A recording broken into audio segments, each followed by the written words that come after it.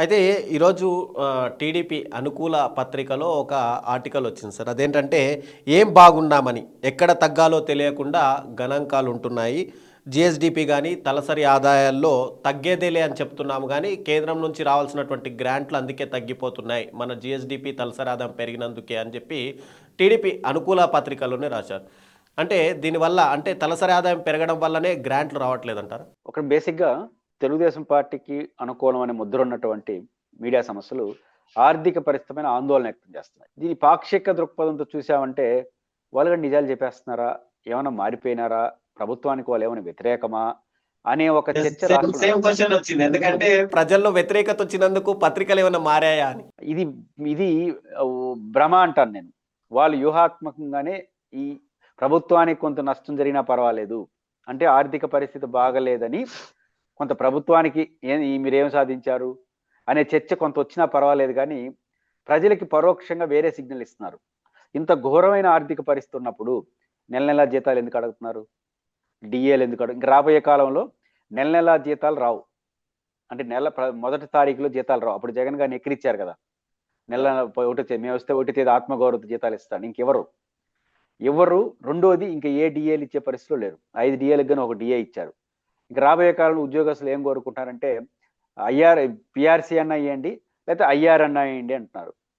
లేకపోతే pension scheme finalise చేయమంటున్నారు. మా పాత బకాయిలు తీర్చమంటున్నారు. ఇవన్నీ రాబోయే కాలంలో పెరుగుతాయి. అదేవిధంగా ప్రజలు కూడా మాకు ఇచ్చిన ఎన్నికల హామీలు అమలు ఇవన్నీ ఫైనాన్స్తో ముడిపడింది కదా. ఇవన్నీ రేపు వచ్చాయంటే ఉదాహరణకు ఉద్యోగులందరూ మాకు పిఆర్సీ కావాలి, ప్రజలందరూ ఏమనుకోవాలి? ఒక పక్క ఆంధ్రప్రదేశ్ ఆర్థిక పరిస్థితి ఘోరంగా ఉందని పత్రికలు రాస్తా ఉంటే మీకు ఏం పోయే రోగం వచ్చింది, మళ్ళీ జీతాలు పెంచాలా అంటారు. అంటే ప్రభుత్వానికి కొద్దిగా నొప్పి తగిలినా పర్వాలేదు కానీ ప్రజలు కోరికలు కోరకుండా ఉండడం కోసం ఈ లైన్ తీసుకుంటారు.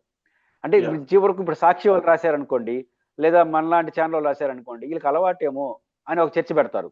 కానీ వాళ్ళకి అనుకూలంగా ఉండే వాళ్ళు రాశారంటే ఫస్ట్ వర్షన్ ఏమొస్తుందంటే ప్రభుత్వానికి వ్యతిరేకంగా అనుకూల పత్రిక రాశారంటే ఇది నిజమై ఉండొచ్చు అనుకుంటారు.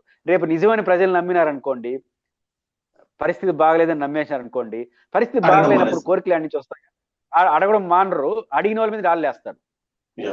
అంటే మిగతా వాళ్ళు ఫస్ట్ ఒక సెక్షన్ అడుగుతుంది, మిగతా సెక్షన్లు అంతా ప్రభుత్వం ఒక పక్క డబ్బులే లేకుండా చేస్తా ఉంటే మధ్యలో మీకు జీతాలు పెంచాలని అంటారు. ఆ రకంగా ప్రజలు అడగకుండా ఉండడం కోసం, అడిగిన వాళ్ళపైన ప్రజల్లో వ్యతిరేకత రావడం కోసం ఒక వ్యూహం ఉంది.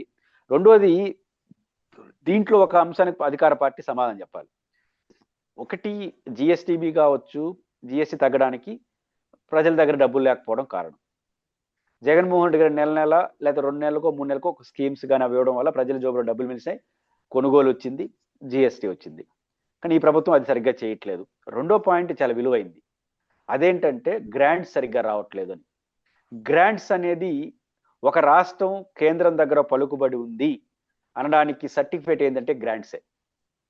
కేంద్ర ప్రభుత్వం ఇచ్చే గ్రాంట్ ఇస్తుంది కదా, ఆ గ్రాంట్లే ఎంత ఎక్కువ వస్తే కేంద్రం దగ్గర మనకు పలుకుబడి అంత ఉన్నట్టు అర్థం. గ్రాంట్లు జగన్మోహన్ రెడ్డి గారు వచ్చినతో పోల్చుకుంటే తగ్గింది. అంటే సార్ ఇక్కడ కూటమి ఆల్రెడీ అంటే తెలుగుదేశం పార్టీ అలయన్స్లోనే ఉంది అక్కడ కేంద్రంలో. బీహార్లో ఉన్నేమో 17,500 కోట్లు తెచ్చుకుంటే ఇంతమంది అంటే అక్కడ పార్టీ నిలబడింది అంటే ఇక్కడ టీడీపీ నుంచి అని మనం చెప్పుకుంటాం. అలాంటిది 7,500 కోట్లు ఎందుకు తెచ్చుకోగలిగింది? ఖచ్చితంగా నేను అదే అంటున్నాను. గ్రాంట్లు బాగా వస్తుందంటే కేంద్రంతో బాగున్నాం, భయపెట్టామా, కాళ్ళు పట్టుకున్నావా, చేతులు పట్టుకున్నావా వేరే సంగతి. ఎక్కువ వస్తున్నాయంటే మనం కేంద్రం దగ్గర పలుకుబడి ఉన్నట్టు లెక్క. ఇప్పుడు జగన్మోహన్ రెడ్డి గారు అధికారంలో ఉన్నప్పుడు జగన్మోహన్ రెడ్డి గారికి బీజేపీ నాయకత్వానికి ఎలాంటి సంబంధం లేదు. మోడీ గారితో గుడ్ రిలేషన్స్ తప్ప జగన్ గారికి బీజేపీకి ఎలాంటి సంబంధం లేదు.